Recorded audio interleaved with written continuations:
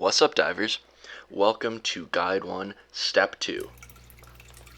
Alright, so step 2 is attaching the right rail to the main deck. And it's pretty much the same process as attaching the left rail.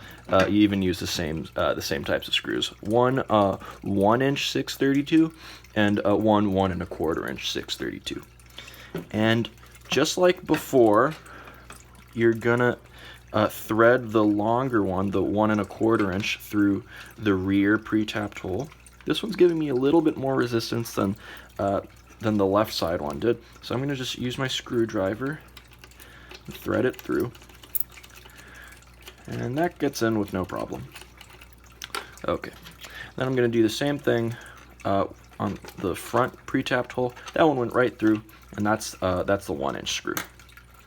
So next step within this step is threading these screws through the pre-tapped holes in the right side rail.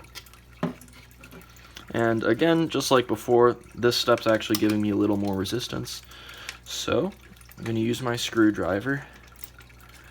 Just keep screwing, and eventually you'll work it on.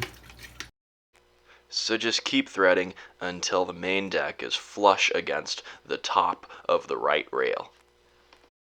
So now it looks good, and it's time to secure those screws in place with 632 nuts. And just like we did for the left rail, thread one 632 nut onto each screw until it's hand tight. Then you can go ahead and turn the assembly over and tighten anything that's loose with a screwdriver, if you want to. Just remember not to go too tight, because you'll have to remove those rear nuts in order to install the rear ballast container. Alright, I hope this was helpful, and thanks again for watching. See ya.